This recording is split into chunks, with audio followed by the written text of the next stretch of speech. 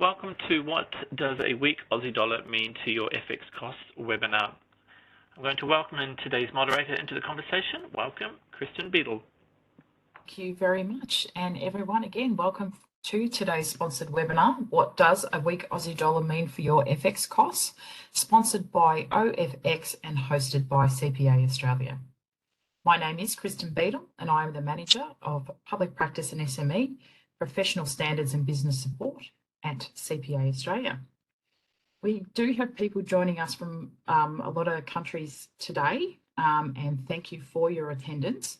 As I reside in Australia, before I start, I would like to take a moment to acknowledge the traditional owners from around Australia and pay my respects to elders past, present and emerging. I extend this acknowledgement to all Aboriginal and Torres Strait Islander people who may be joining us today. It is now my pleasure to invite Selena Verb and Matt Richardson from OFX to begin today's session. Thank you. Excellent, thank you. So I think we're starting with the next page, Matt. So you can see our backgrounds there. We won't go through that in lots of detail, but I am the CFO of OFX and Matt is a wonderful senior corporate client manager at OFX, and we can answer all your FX questions and needs, and it's going to be a fun session. We're going to have a look at, and the rate is moving at the moment, what's impacting exchange rates right now, managing those rates, and we're going to use a few different types of strategies, so limit orders, blended products, and then natural hedging, and hopefully keep you entertained, and please ask us lots of questions. If we start with the next page about OFX, OFX is a wonderful specialist international money services provider. We've been around for over 20 years. We're based in Sydney. We do have locations around the world, and we are listed on the Australian Stock Exchange. We serve both consumer and business clients and very much have a human plus digital business model, meaning that, you know, if you can book your transactions online with us, no problem whatsoever, but also if you need some help, we are there 24/7 with our global coverage to help you through those transactions with our OFX experts. In Australia itself, in the APAC region, we have offices in Sydney, Auckland, Singapore and Hong Kong. We've also got offices in North America, predominantly San Francisco, Toronto and Edmonton. And then in Europe, we've got London and Dublin. On the 1st of May, we actually completed an acquisition of Firma, a Canadian-based foreign exchange provider for businesses. So if you look at it on the right-hand side there, we're now over 650 wonderful people worldwide. We hold 55 licenses. We do multiple currencies, and we have over 1 million clients globally. So that's a little bit about us. More exciting though, Matt will give us an update on what's happening with the Aussie dollar and what does it mean for your FX costs. Absolutely, thank you, Selena, and welcome everyone today. Yeah, as Selena said, hopefully we can provide a little bit of color around everything that's happening at the moment and provide some solutions, I guess, to protecting against the volatility that we are seeing. I mean, I think the last 48 or 72 hours have really sort of typified the environment that we've been living in for the last sort of 2 or 3 years, particularly across foreign exchange markets. And we've seen an explosion in price action across all major currencies, and we've seen the Australian dollar collapse against the US dollar, really breaking below supports that we thought would perhaps hold up into the end of the year and moving into next year, before we started to see a rebound and a little bit of a recovery as we move back towards perhaps levels between 70 and 75. But really the ongoing and persistent inflation that we're seeing plague economies around the world, and the central bank, the response that really ramped up last week when we have a look at sort of moves from the Swedish National Bank, the Bank of England. We saw the Norwegian National Bank, the Bank of Japan, the Federal Reserve, the Bank of England, all announced new policy changes last week, and really, I guess, outside of the Bank of Japan, ramp up their policy measures to try and combat these inflation issues. And that's really what's steering direction at the moment. Couple with that, a continued deterioration in the global growth outlook on the back of fears that these rising interest rates designed to combat inflation will really I guess, crush the global growth outlook as we move into 2023. And in an environment where the growth outlook is bleak, the Australian dollar tends to suffer. It really does rely on a strong global growth outlook, particularly from key trading partners, namely China, which we've obviously seen with its COVID zero policy suffer some significant hits to its GDP forecasts and growth forecasts throughout this year and going into next year. And of course, we can't ignore the conflict that's happening in the Ukraine at the moment and the impacts that's had on supply chain measures. And that's really just, I guess, exacerbated and extended the inflation troubles that were already destabilizing the global economy as a result of COVID as well. So unfortunately, for the Australian dollar perspective, our own sort of domestic economic performance really isn't having much of an impact on the current value.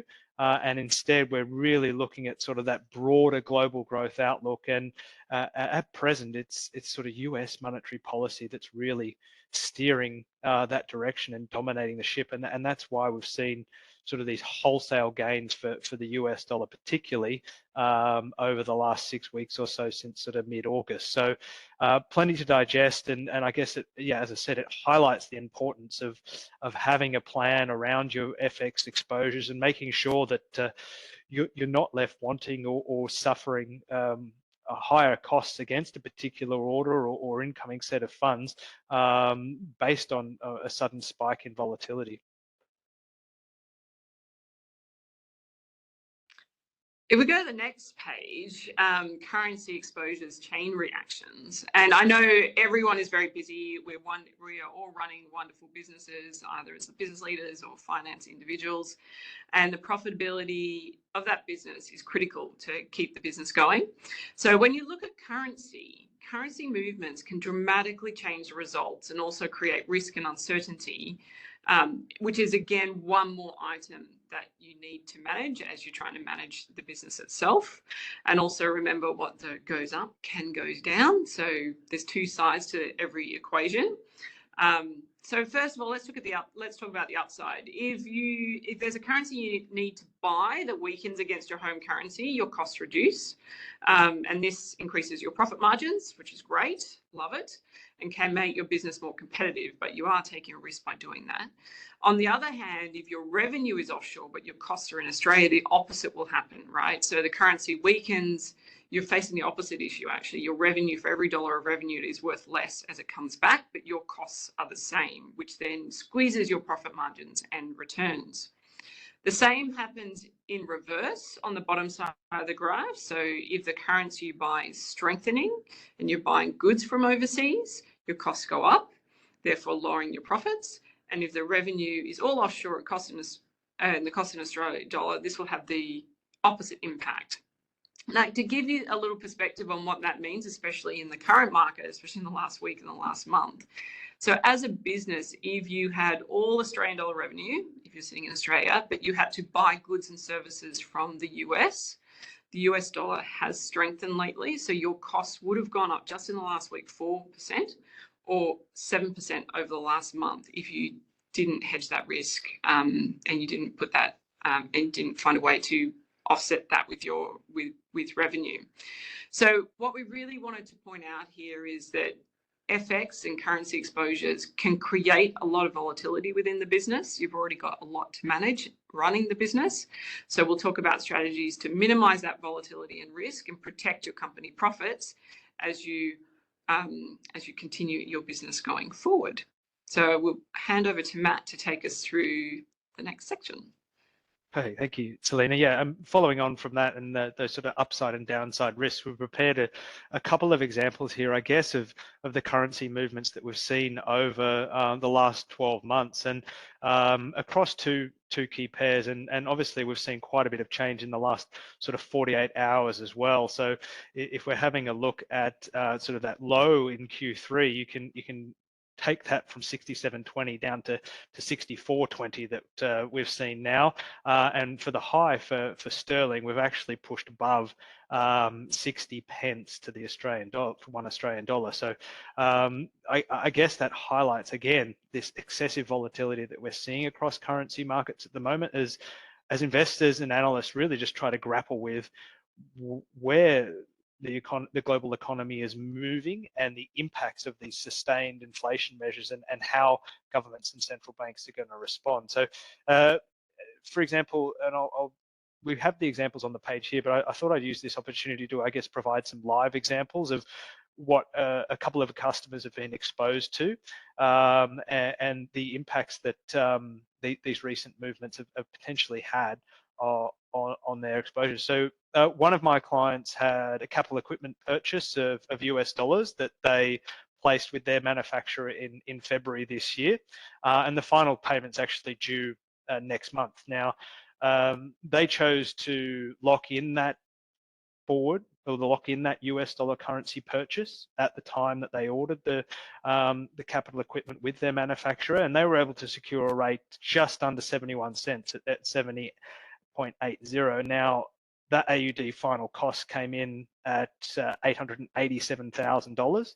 Now, if they hadn't hedged that risk, particularly given that they'd left themselves a pretty thin margin for this purchase in terms of their pricing, they'd priced the good at the start of the process at only 70 cents. So they really couldn't afford much exchange rate volatility between February and October for that cost to really go above what they'd budgeted for that capital equipment purchase.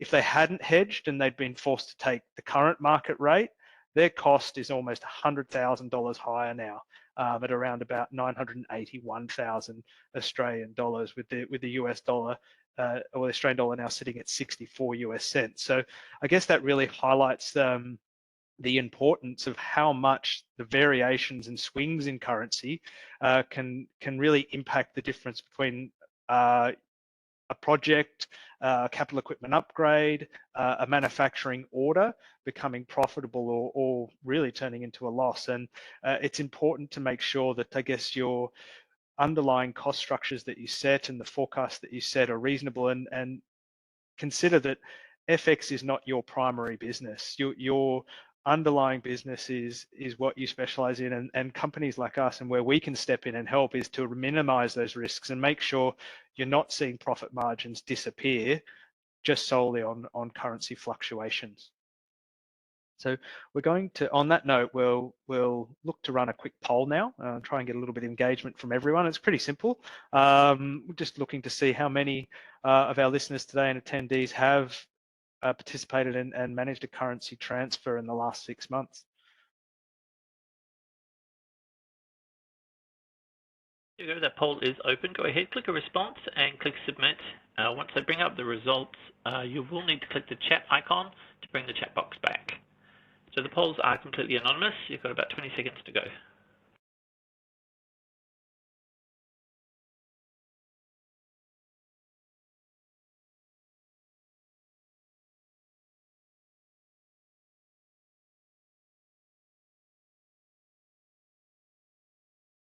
Seconds. There's about 140 people who haven't responded. I don't know who you are, but do go ahead and respond to these polls. It will help the panelists a lot just to get your responses.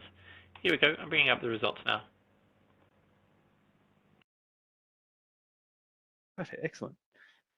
So obviously, yeah, over half of the attendees have made a transfer over the last 6 months. So that's obviously great to see that result. And hopefully today, and for those that haven't, if you do have a transfer that's upcoming in the near future, hopefully today provides some color as well as to solutions that we can have to help protect against those exposures that we're seeing at the moment. Okay, limit orders. So in the prior sessions that we ran, we went through, other presenters went through spots and forward products. So this webinar is based on probably a little bit more sophisticated products that we've got and some ideas and solutions for you. So the first one we're going to walk through is a limit order. Okay, so the limit order itself is the ability to place an order to buy a currency at a particular rate in the next 6 months. So you basically place the order on our platform and you nominate your target rate. So for example, in this example, just say it's not going to be like that at the moment, but 72 cents. for an Aussie US dollar transaction, that you wanted to nominate that as your rate. The wonderful thing about a limit order is it works 24 hours, 7 days a week. So even while you're sleeping, you don't have to sit there watching the rate, getting ready to hit the rate, and sitting there to trigger your rate. It actually will work for you. So if it hits that rate, it will automatically book that transaction in, which is really useful because it puts that worry and it just lets it happen for you in the background, which is excellent and one less thing to worry about. So you can see on the right hand side there how that would work. That it could peak, that rate could peak while you're sleeping, so it would trigger that rate. So you're not having to constantly monitor it, because rates are always changing, and particularly in the last 48 hours, there is a lot of volatility in those markets right now. Now, if the rate isn't triggered, your FX exposure is unhedged and does need to be managed, but it does give you that opportunity to, if it slightly hits above a rate, that you can lock that in straight away without having to be at the computer to do it. Now, Matt will take us through a few examples with his customers where he's seen this work really effectively. Yes, excellent. Yeah, so I had a client that received their invoice from one of their major suppliers. It wasn't due for another 30 days, and the current market exchange rate had slipped below the rate they'd budgeted. This was actually back in the middle of August, this particular example. So they were really chasing sort of 70 cents, and at the time we were sort of trading around sort of 68, 69, but we were enjoying some sort of forays up back into that sort of 70-cent range. It was really before we started to see that steep sort of correction over the last couple of weeks. But she set a limit order to achieve that target rate, and that was triggered 2 weeks later, which she then rolled into a forward contract to settle in line with the 30-day terms of her invoice. So I guess that tool, she was able to use that tool to help her still achieve the budgeted rate that she had set, and make sure that invoice and that import of goods from their major supplier wasn't going to be squeezed in terms of, or wasn't going to come back at a loss, simply because of the FX movement. Cool. So blended products. So in our last example, we locked in the upside, right? So with the limit order, we locked in the upside, but if we had to manage the downside, you still had to manage the downside from a management perspective. So Matt, if you just want to flick to the next page. Yeah, there are always ways to blend products, so you can manage both the upside and the downside.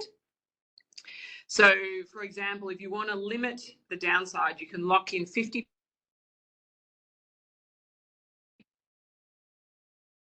forward. So you can see that's that bottom line that's there, that you've locked in the downside at 50%, so that is locked in. And then you can also put a limit order for the remaining 50% for the upside. So you can then hedge your bets both ways. You hedge it both ways. So you get a little bit of combination of the benefit from a little bit of upside if there is taking advantage of some volatility there, but also capping out your downside as well, as the rates move through the months and the days as your item needs to be hedged. But again, Matt will take us through a great example of how he's used this with customers. Perfect, thank you. Yes, so another client, they needed to ensure that their warehouse was fully stocked across all their product lines, and essentially they are importing regular US dollar exposures from orders that they place with their manufacturer in China. And they're converting approximately 6 million Australian dollars into US over the next 12-month period, or over a 12-month period. And essentially, Matt, not myself, but a client, he wanted to limit the impact of those exchange rate movements across their bottom line.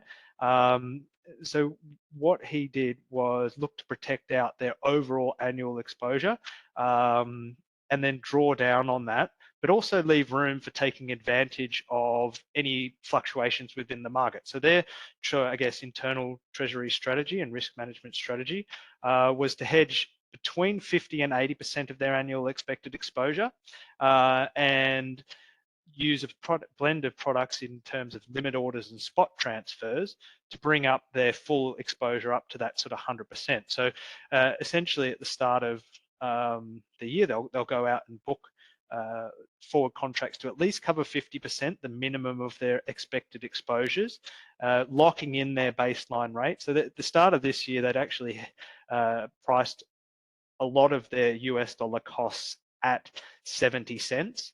Now they were able to secure an average price against their forward contracts or against their exposures at 72 cents throughout the year by using forward contracts, and by taking advantage of spikes that we've seen in the market throughout these 9 months to date throughout the year so far. So essentially, even though we've seen dips into the 60-cent range, they've been able to take advantage of the little upswings that we saw through August, where we pushed up above 70 cents again and even 71 cents. So they picked up some more forward cover there, and they've managed to limit the downside risks as well. So they've got that protection in place with those forward contracts, but also taking advantage of the additional exposures with any uptick to bring their average rate up to sort of 72, 73 cents. I think the average price that they've secured for their exposures throughout the year has been sort of 72.40. So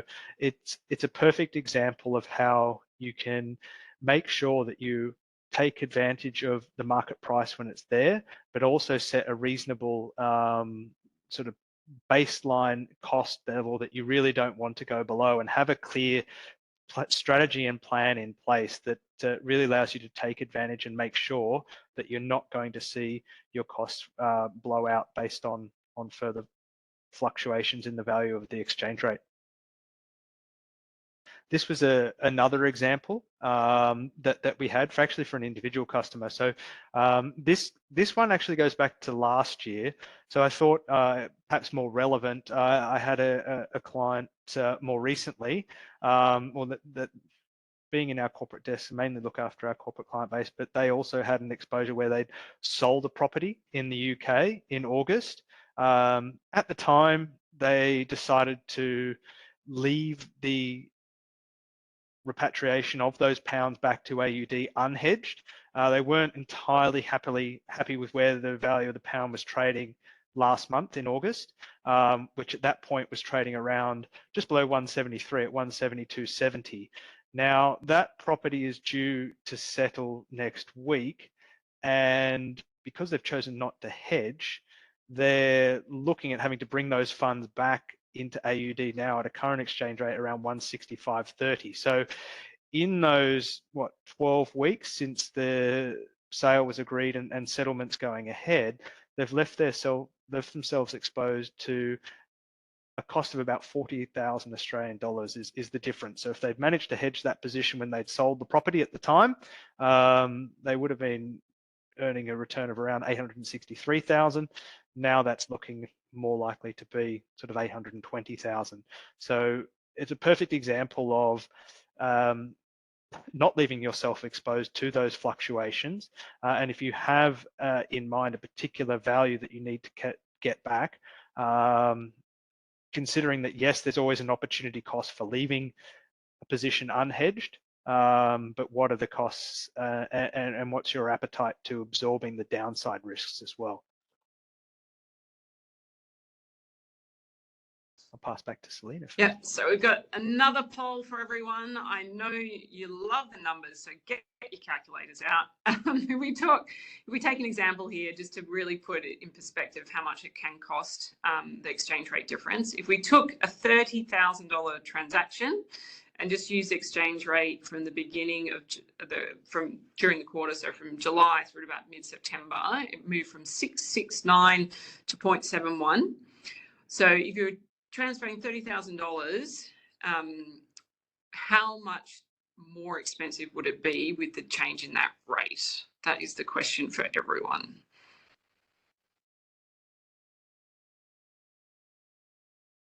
There you go, the poll is open. Probably a bit of quick math there and try to calculate that out.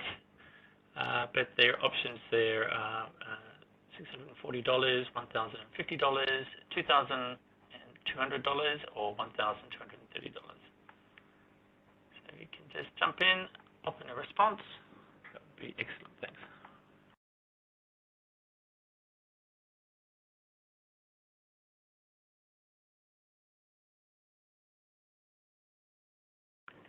Ten seconds to go, and we do have a clear winner in the responses. Hopefully we've got our answer right. Here we go, and here's the results. Look at that. Calculators were out, $1,230. Well done, everyone. And actually what's scary is with the rate movements at the moment, like today, I was looking earlier, it was 64.39. It would have actually been $1,983 by this point in September. So well done. It does cost money. There is risk there, and it can move. Excellent. So our next consideration is natural hedging. Now, Selena touched on this earlier in the webinar, where she suggested or pointed out that if you have revenue streams in a foreign currency, you can use that to offset your outbound costs and really minimize the risks that are associated with currency fluctuations. So a number of our customers, particularly over the last couple of years, have really dove into the opportunities that have come in the global online retail space. And we have a number of products that our clients can use to help them collect their revenues in other currencies when they're selling online into the US, into Europe, into the UK.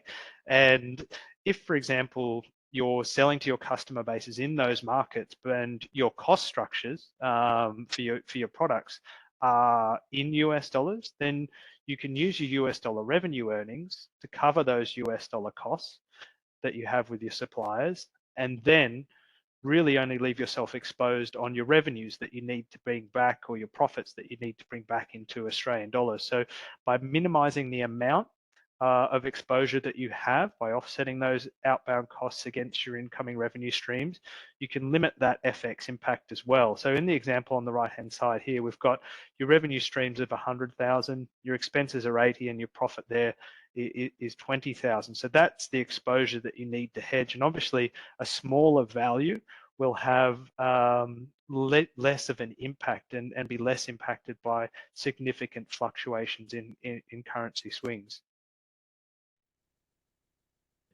To the next slide. Oh, sorry, skipped one too far. Here we go. And here we go. So we've got another poll for everyone now. This is, I guess, is a look forward as to where we all think the Australian dollar might be by the end of the year.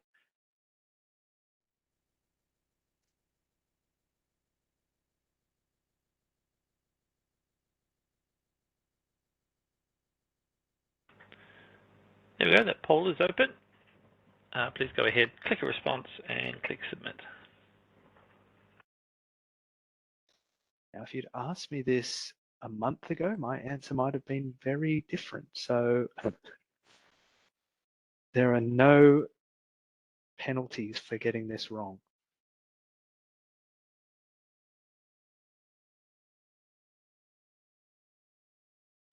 There we go, 5 seconds to go. And here comes the results. There we go. Perfect.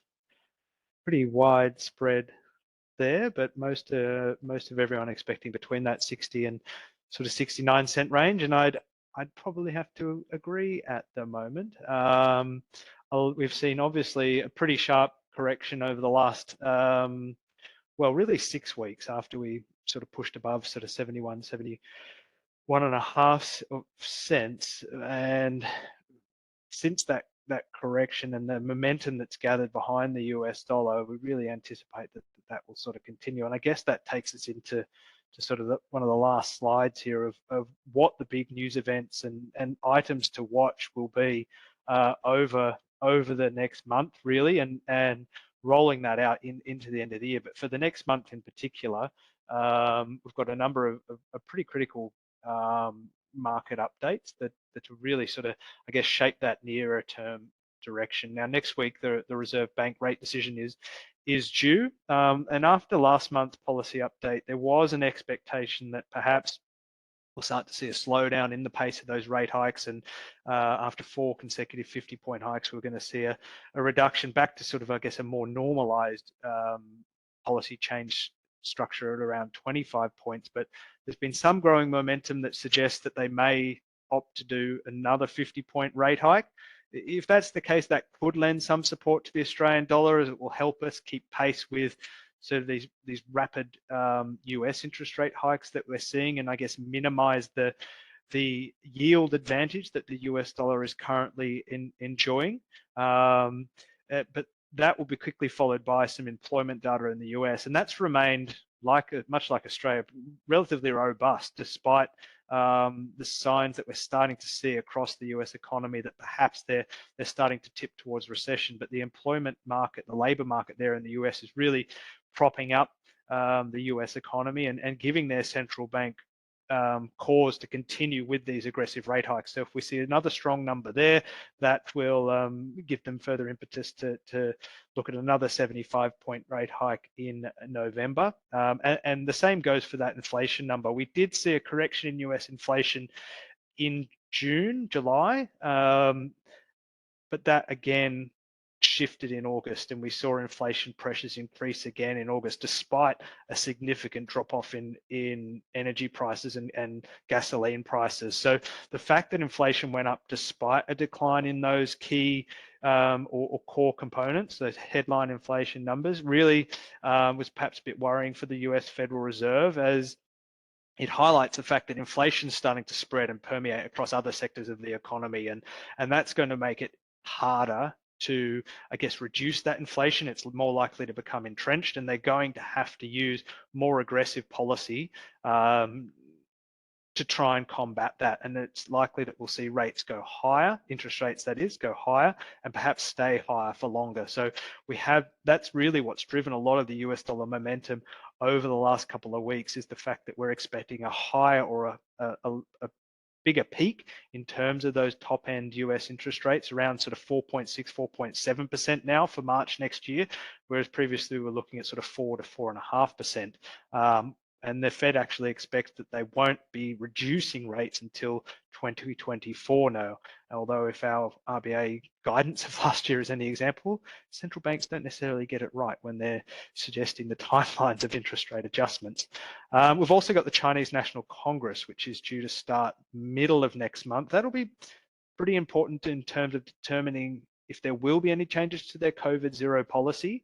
I don't expect that we will see any change to that policy at this point, but if they do announce some changes to that policy, then that will really help to improve the global risk narrative and perhaps drive some support for the Australian dollar, as obviously China is a key trading partner. We'll also be looking to that event for any news around changes in terms of Chinese property market and regulations that stem there, because we've obviously seen a collapse in the Chinese property market throughout this year, and that makes such a significant component of Chinese GDP that it has further dampened that outlook for the Chinese economy and further weighed on the Australian dollar. That sort of, I guess, rolls into GDP data in China. We expect a pretty weak read there. UK inflation will be important, and the UK has really been the epicenter of the recent volatility that we've seen over the last 48 hours. So last week, the UK government announced a mini budget that was a pretty freewheeling fiscal stimulus plan, but that came with a pretty negative market response. There was an expectation that that fiscal stimulus will only hurt inflation in the long term and force the Bank of England to employ more aggressive interest rate hikes. We're now looking at 6% as the headline interest rate peak there in the UK, and almost a 2% increase before the end of the year in their underlying interest rate, which normally you'd expect higher interest rates to benefit a currency, but the UK at the moment currently struggling with a balance of payments crisis, an energy crisis, and now we're adding in a possible credit crunch. And those factors, combined with higher interest rates and further depression of any economic activity there in the UK, are working against the pound. So there, I guess, are opportunities for currencies like the Australian dollar to further appreciate against the pound.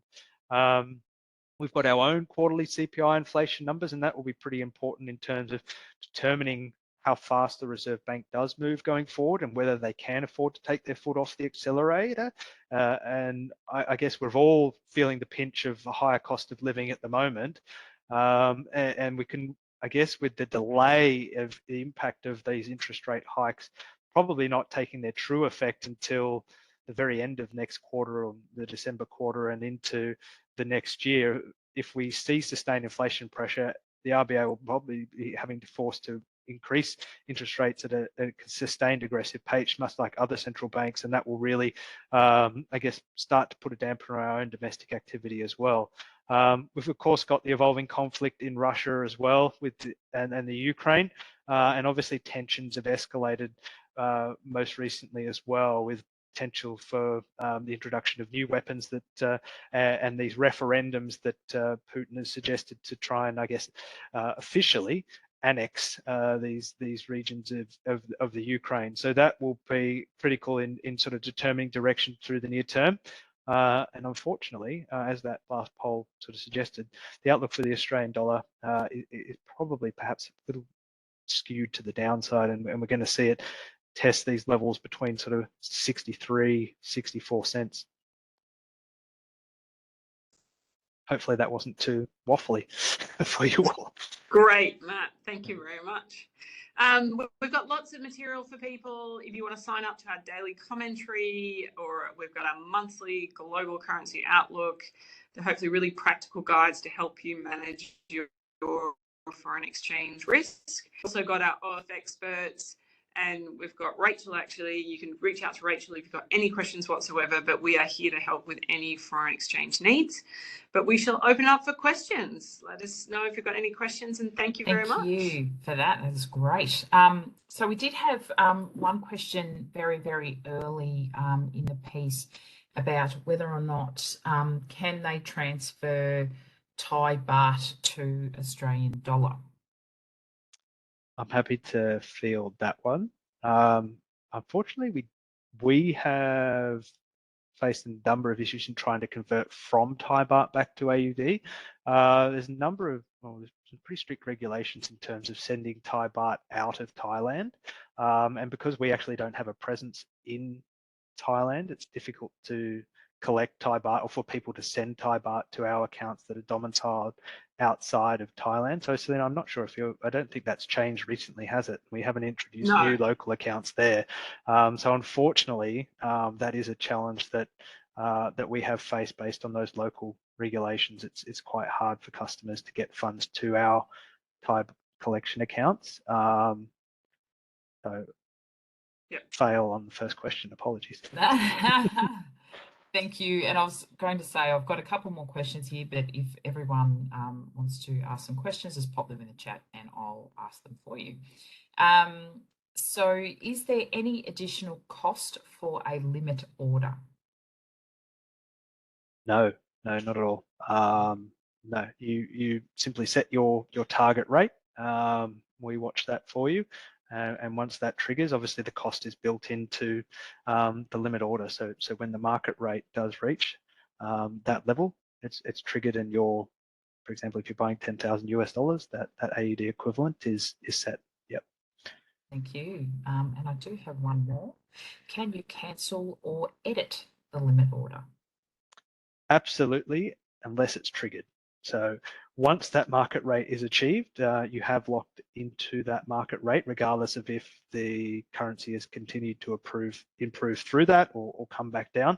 So it is important when entering the limit order to consider any changes that you need to make. But as long as that hasn't triggered, absolutely you can cancel the limit order or edit the trigger rate. So if you'd previously set it for 70 cents and now you're looking at that thinking, well, maybe I'm not going to get there, let's revise that and try and get 67. Absolutely, we can do that. Yep. Right, thank you. We've just had Jenny pop one in. What is your expectation on the exchange rate between AUD to EUR? Euro, excellent, great question. Obviously, a lot of the volatility that we've seen throughout the last couple of days, particularly, has, I guess, somewhat been isolated to the Australian dollar's performance against the US dollar and the pound as well. And if you have a look at sort of, I guess, currency charts, the value against the euro has remained relatively steady, and we've seen a few fluctuations within a relatively narrow range, I guess, when you compare it with those other pairs. So going forward, it is a tricky one because there are significant downward biases for both currency pairs. We did see gas prices, which is pretty important for the performance of the euro going forward, spike overnight again. We saw some reports that flows of gas through Ukraine into Europe were disrupted again, and Gazprom, that major Russian supplier, again has come out and suggested that they're going to disrupt flows even further. So those gas prices did spike, but well off the peak that we saw earlier in the month.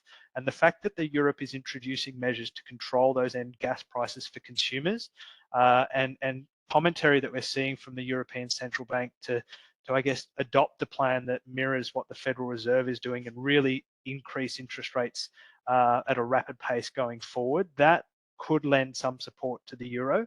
And with this weak global outlook, in terms of sort of growth forecasts, I'd suggest maybe that bias is perhaps skewed for a little bit of AUD downside, and as such, sort of see a range in that sort of 66 to 68 euro cents, whereas we were sort of enjoying a little bit of a foray into that sort of 69 euro cent range, sort of beginning of the month. Thank you. We have had another one. What about the outlook for the Australian dollar to the SGD in the near term?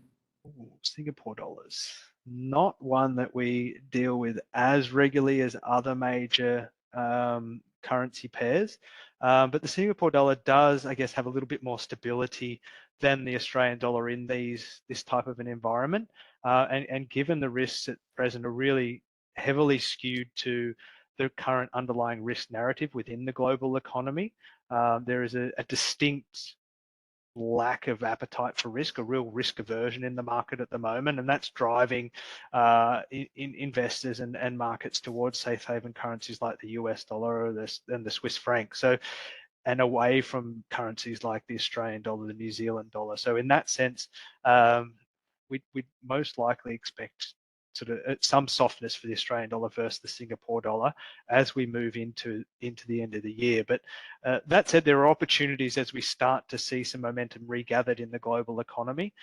We just have, unfortunately, pushed back all these timelines because of these persistent inflation measures. So when it does start to turn, the Australian dollar, theoretically, should be one of the first to benefit. Yeah. We do have another question. What is the main underlying reason for the US dollar appreciation against other currencies? Yeah, perfect. Well, there are two real factors, that risk aversion that we just spoke of, and the real deterioration in the global growth outlook. In periods of uncertainty, the US, the Japanese yen, and the Swiss franc are considered safe haven currencies. So for whatever reason, those are the traditional safe haven currencies that investors move to limit their risk exposures. Couple that with the moves that the US central bank has adopted over the last 6 months and the real aggressive interest rate hikes that they've employed. And we've seen the US dollar gain a yield advantage. So central bank interest rates in the US are now higher than other major central banks. So there is a benefit in holding US dollars over other currency pairs at the moment, and that's helped also fuel that US dollar demand, and the expectation that that will continue ahead at pace against other major central banks as well and other currency pairs has really driven that momentum behind the US dollar. And I guess if you have a look at the broader economic performance as well across major economies around the world, the US economy is perhaps a little bit more stable. It's more insulated from the impacts of global growth. It's an engine that I guess drives itself and is not as much exposed to the impacts of the global economy as Europe, as the UK, as China in particular, and our own economy. So that insulation that the US economy has for itself, rising interest rates in the US and deterioration in the global growth outlook is really what's fueled that US dollar uptick. So should I be buying, if I want to travel to the US, should I be buying now? Well, it depends when you're going, but yes, I'd maybe get some now. Some now. It's only going to get more expensive. That's what I was thinking. Thank you. We haven't had anything else pop in the chat just yet. So I guess, you know, out of today, what's the one thing, what's the key takeaways for people to take out of today's session? Do you want to take that one, Selena?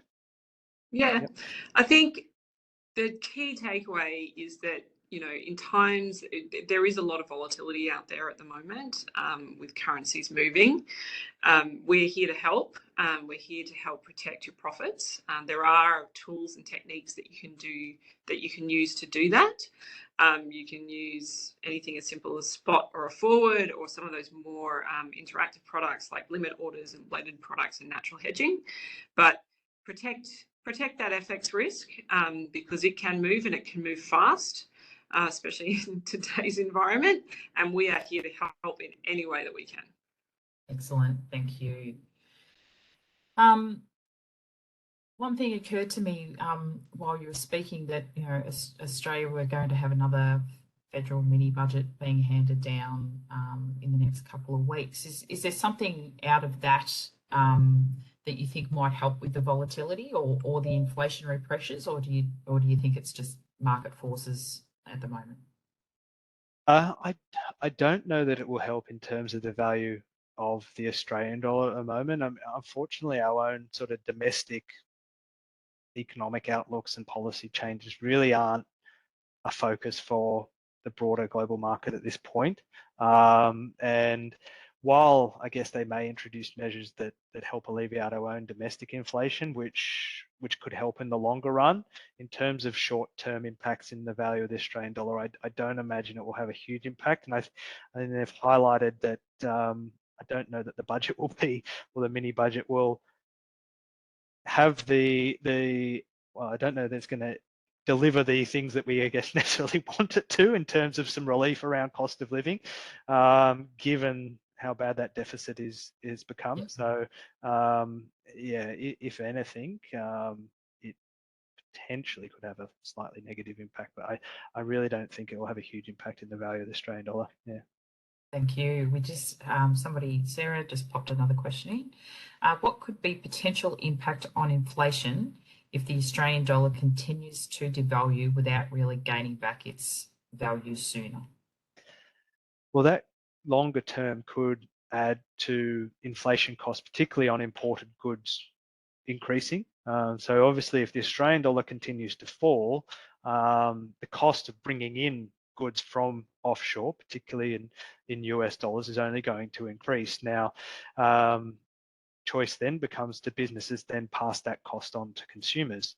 And you'd have to assume that that would be the case. Obviously, they're not going to, most businesses won't be willing to absorb all of those costs in their increased expenditures. So if the Australian dollar does continue to fall, then usually you see that, I guess, steamroll, or we see an accumulation of inflation pressures as a result over a longer period.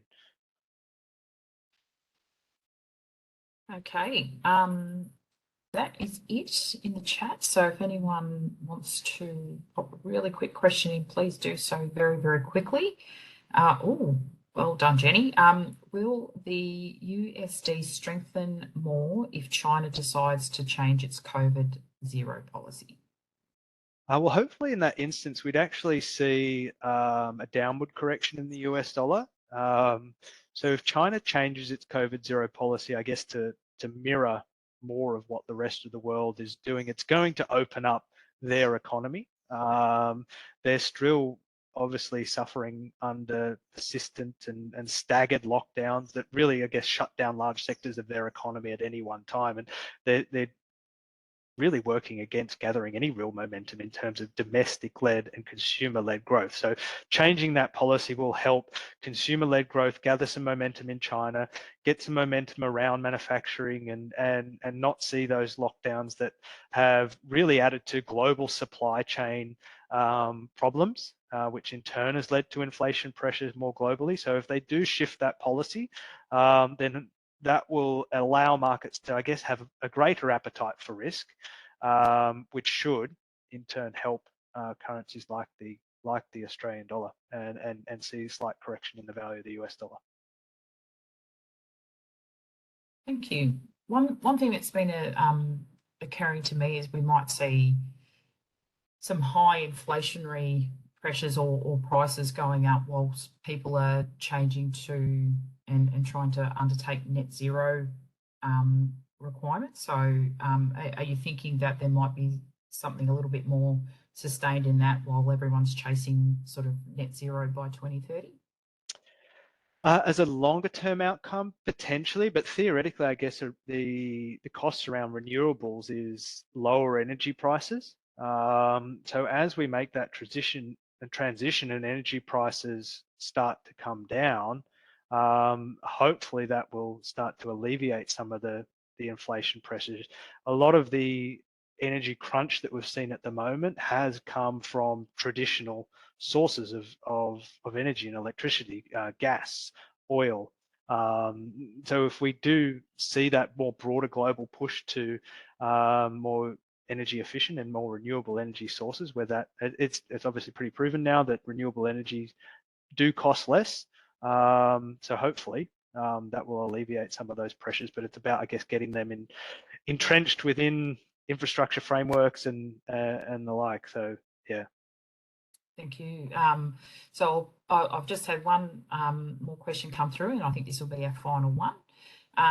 As a hedge, how many customers as a rough percentage do OFX see lose from forwards versus spotting? Spot. I've got that terminology right, sorry. Yeah, no, that's okay. It's a good question because I guess it depends on what your definition of lose is. There's always an opportunity cost, I guess. If you, for example, let's take the Australian dollar value against the pound. If you'd locked in at the middle of last month, you would have been looking at something around 57. And now you could be looking at an exchange rate of 60. So there is that opportunity cost there. But if you've done your budgeting against a particular order or product that you needed to import at 55, then if your rate's 57, you haven't, I guess, necessarily lost. So it, I guess, comes back to your risk appetite and what you would consider a loss in a scenario. Do you want to carry that risk exposure, or do you solely want to leave it open to market forces and benefit from the upside? And you've got plenty of a buffer in terms of your baseline costs. So I don't know if we have any numbers around our positions in general in terms of, yeah, what we do have is, of all the transactions that we do, 80% of them are spot and 20% of them are forwards. But that's for all our customers, corporate and consumer. More corporate, not as many consumers would use a forward. You would if you're doing like a house sale or something like that, but corporates are do use more of the forwards than the consumers, but usually it's in like an 80-20 split, a spot versus forwards. Okay, thank you. Well, that's our final question. On behalf of CPA Australia, I'd like to thank you both for coming today. If you have any final comments that you'd like to say before we go, and if not, I'll pass it back to the host. I think we're good. Just thank you for for attending and listening, everyone. And if you do have any questions that you didn't want to put to the chat, please just contact our teams, and we're more than happy to help and answer specific individual questions. Yeah. Wonderful. Thanks so much once again, Matt and Selena. Thank you. And now I hand back to yourself, Michael. Thank you. Thanks a lot. So big thank you to Selena and Matt for a fantastic webinar. Thanks to everyone for your participation and your attendance today. Now, if anyone has any last-minute questions, we'll finished up with those. That does conclude today's webinar. Now, to exit, please click the X on the bottom panel. As you exit, you'll be directed to a feedback form, which only takes about 30 seconds to complete. The feedback is really beneficial to CPA Australia, so please do go ahead, and to the panel as well. So please do go ahead and respond to that. We certainly review the feedback and would really appreciate it if you can take the time to fill it in.